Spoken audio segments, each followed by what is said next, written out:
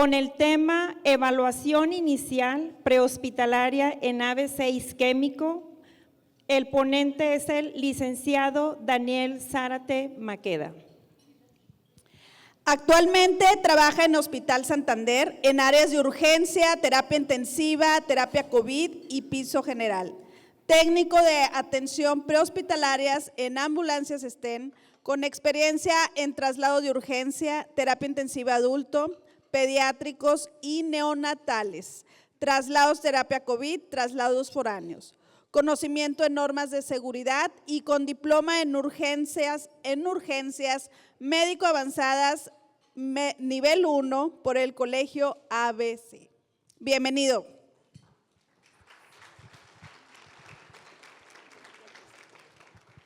Bueno, muy buenas tardes. Primero que nada, muchas gracias por la invitación. Yo voy a hablar sobre la evaluación prehospitalaria inicial en el ABC isquémico. Según la NSH, 2 de las 10 primeras causas de muerte en 2019 fueron las causas neurológicas. El accidente cerebrovascular es la 5ª causa de muerte en los Estados Unidos. Aquí, las características del cerebro. Aquí lo más importante es que es el órgano más sensible a la isquemia. De 3 a 5 minutos, cuando se produce el coágulo o la obstrucción del vaso sanguíneo, empiezan a presentarse los primeros síntomas en un ABC isquémico. Como ya comenté, es el órgano más sensible del cuerpo a las variaciones de temperatura y a las fluctuaciones de los niveles del oxígeno y de la glucosa. A la inversa, el cerebro también es resistente de forma sorprendente a los cambios ambientales. No se apaga en caso de que tenga una disminución del oxígeno. ¿Qué es un ABC isquémico? El accidente cerebrovascular ocurre cuando un vaso sanguíneo que irriga sangre al cerebro resulta bloqueado por un coágulo de sangre. Sucede si el flujo de sangre a una parte del cerebro se detiene. Algunas veces se denomina ataque cerebral. Si el flujo de sanguíneo se detiene por más de pocos segundos, el cerebro no puede recibir los nutrientes suficientes, lo que ocasiona que las células del cerebro se empiecen a morir. El otro tipo de accidente, el accidente cerebrovascular hemorrágico, ocurre cuando un vaso sanguíneo de una parte del cerebro se debilita y se rompe. Aquí. La diferencia de un ABC isquémico y un hemorrágico, pues en el isquémico es la obstrucción y en el hemorrágico pues es cuando se rompe un vaso. Los dos tienen síntomas diferentes. Uno es en el ABC isquémico es la debilidad, dificultad para hablar. En el hemorrágico empieza con un dolor súbito de cabeza. Los dos se diagnostican mediante una resonancia o un TAC de cráneo. El tratamiento es diferente. En el ABC isquémico es más que nada disolver el coágulo mediante una trombólisis o una trombectomía endovenosa. En el ABC hemorrágico es detener el sangrado, reducir la presión y es más que nada es un procedimiento quirúrgico. El inicio de cuidados en pacientes neurocríticos, los Traumatic Coma Data Bank demostraron que la mayor repercusión sobre la evolución de los pacientes neurocríticos se debe a una buena reanimación, una estabilización inicial óptima, una detección de las lesiones que comprometen la vida en los primeros momentos y un traslado a centros designados para un EBC que tengan el equipo necesario y los profesionales necesarios. En este caso, que cuenten con una tomografía, una resonancia y médicos especializados. En otras palabras, más pacientes vivos, más pacientes sin secuelas, más pacientes reinsertados en su familia y en su vida laboral. ¿Qué es la neuroprotección? Son las medidas son todas las medidas destinadas a prevenir o disminuir o revertir el daño neurológico. No son exclusivamente de la terapia intensiva, sino comienzan desde el primer contacto del equipo de salud con el paciente neurocrítico. La neuroprotección en el ámbito prehospitalario es un área de investigación y desarrollo muy activa con el objetivo de minimizar el daño cerebral desde los primeros momentos tras el inicio de los síntomas. Aunque la terapia de reperfusión la trombólisis intravenosa y la trombectomía siguen siendo el pilar fundamental. Son muy limitados en varias situaciones. A veces ya pasó el tiempo necesario para realizar este tipo de procedimientos o a veces no tenemos en la ciudad el equipo necesario. Aquí es donde la neuroprotección prehospitalaria busca ganar tiempo y proteger el tejido cerebral. ¿Por qué es crucial la neuroprotección? Ayuda, como ya había mencionado, ayuda a extender la ventana terapéutica, reducir el volumen del infarto, proteger el tejido cerebral vulnerable, como ya se había comentado en otros temas, la penumbra isquémica antes de llegar al hospital. Primero, ¿qué voy a hacer? Se realiza el llamado, se realiza el llamado a la ambulancia, voy en el traslado, llego a la escena, tengo que evaluar la escena, que sea una escena segura, tanto para mí, como para mi compañero, como para el paciente. ¿Por qué? Porque un EBC isquémico puede pasar en cualquier tipo de situación. Puede ser cruzando la calle, puede ser manejando, puede ser bajando las escaleras. Si yo no tengo una escena segura, pues yo no puedo ayudar a mi paciente. ¿Por qué? Porque ya no sería un paciente solamente, ya sería 2, 3 o 4. Pasos claves en la atención prehospitalaria. Siempre identificar los síntomas mediante escalas sencillas como la que es el camaleón, que ahorita voy a presentar una diapositiva. Una historia clínica rápida, recopilar información sobre el inicio de los síntomas, que eso es muy importante. Aquí, en la escala camaleón, cara. Puedes notar la debilidad en la mitad del rostro. Mano, pérdida de la capacidad para levantar la mano y el brazo. Lenguaje, pérdida de la capacidad para pronunciar palabras. Y pues son teléfono, si notas cualquiera de estos síntomas, pues hablar al 911. En el caso de la evaluación prehospitalaria y de que ya llegamos al paciente, hay que evaluar estos síntomas. Como ya se había comentado en otras presentaciones, el ABC es evaluación de la vía aérea, respiración, si es necesario que se asegure la vía aérea y proporcione asistencia ventilatoria, ya sea oxígeno en caso de que la saturación de oxígeno sea menor de 94%. ¿Por qué? En algunos años atrás se había mencionado que entre más oxígeno, mejor. Pues en el caso de un EBC isquémico no.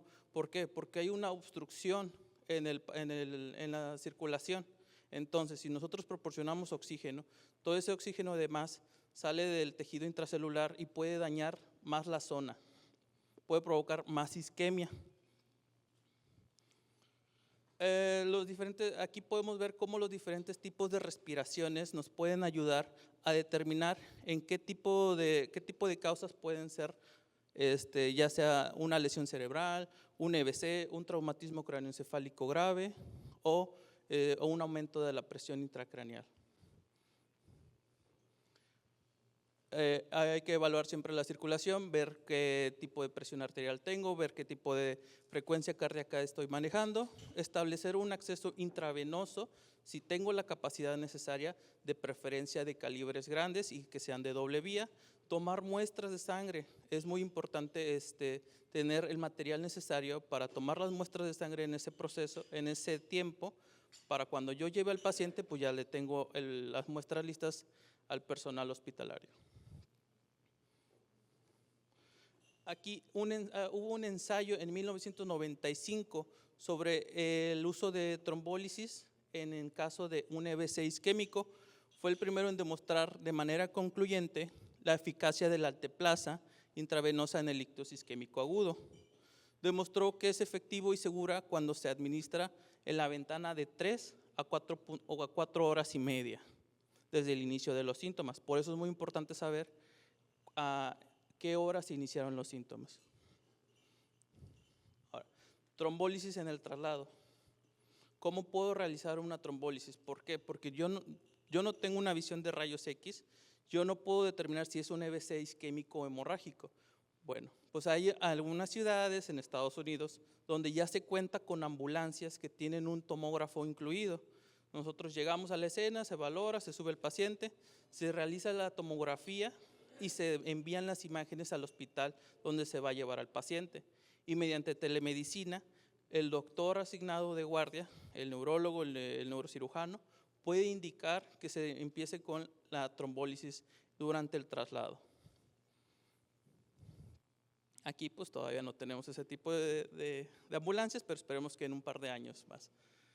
Hay que verificar el nivel de glucosa de un paciente. ¿Por qué? Porque a veces una glucosa por menor de 60 puede alterar el nivel de conciencia del paciente. En un paciente neurocrítico de un EBC isquémico, la meta de la glucosa es de 140 a 180. Hay ciertos tipos de ambulancias donde también tienen su red fría y pueden usar algún tipo de insulina o soluciones dextrosas de acuerdo a sus protocolos establecidos en la ciudad.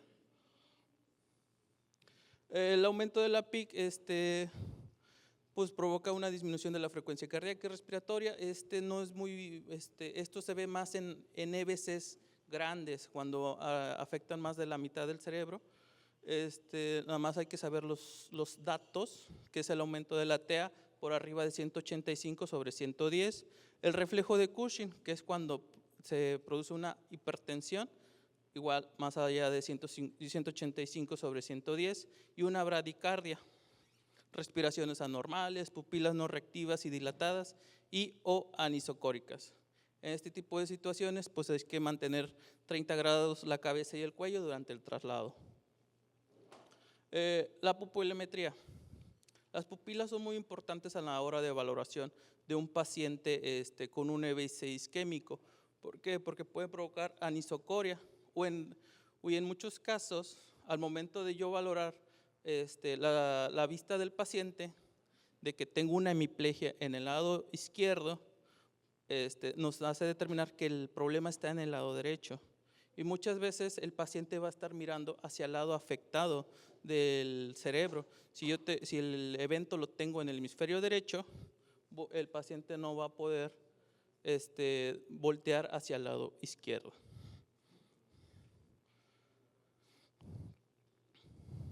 Aquí podemos ver, también hay una disociación de la luz, pueden ser hiporreactivas a la luz, luz cerca o luz lejana. Aquí hay muchas veces que las pupilas no se modifican en el caso de un EBC isquémico, no presentan ninguna anomalía, pero pues presentan los demás síntomas.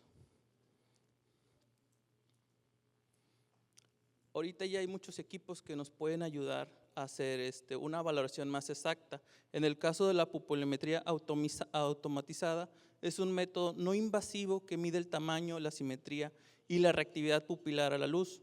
Utiliza cámaras digitales con infrarrojos para proporcionar una medición confiable y objetiva. Esto no se tarda más de 15 segundos en tomar y es muy asertivo a la hora de tomarse las pupilas.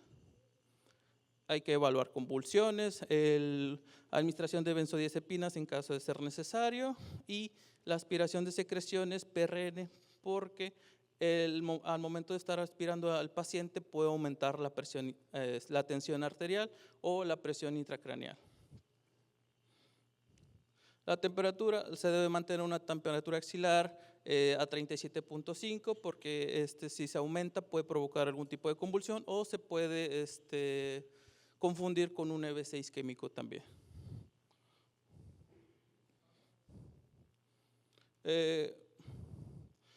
Ahora, arribando a la escena, yo llego a la escena, yo ya de 3 a 5 metros yo puedo determinar qué tipo de paciente tengo, si ya está consciente, si está inconsciente, que si su vía aérea está despejada, qué tipo de respiración y si tiene pulso en caso de ser necesario, ya acercándome al paciente. Ya ahorita ya hablé de todo lo que se debe de realizar a un paciente, el tipo de exploración, toma de signos vitales, pero cuánto tiempo me debo de tardar.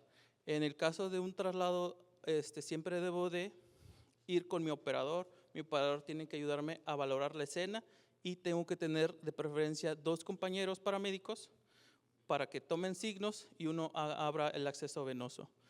El tiempo que me voy a tardar en tomar los signos vitales y a colocar un acceso venoso es de preferencia de 5 minutos.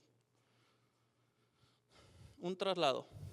Ya tengo el paciente, ya le tomé los signos, ya le tomé las muestras de sangre, ya lo puse en la camilla. Tengo que realizar el traslado al paciente lo más estable, proporcionar un entorno de confort, porque si el paciente se estresa o el familiar, puede ser perjudicial para la evolución del paciente. Como ya habíamos mencionado, traslado a centros designados para un EBC, como es el Hospital Santander. Si tengo el tipo de ambulancia, realizar una tomografía en la ambulancia y considerar el traslado aéreo en caso de que el hospital más cercano esté a 1 hora de distancia. Tiempo de arribo al hospital, de preferencia son en 15 minutos.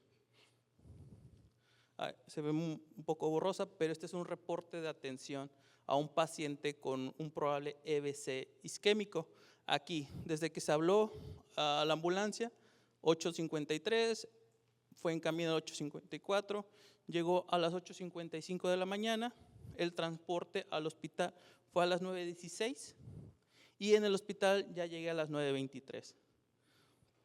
En todo el traslado se tomó media hora aproximadamente, es lo que se debe de tardar en llevar a un paciente que empieza con los síntomas a un hospital, a una atención hospitalaria. Inteligencia en la calle. Las emergencias neurológicas pueden producir sentimientos de confusión, miedo, ira, impotencia. Se debe proporcionar apoyo emocional al paciente y a su familia.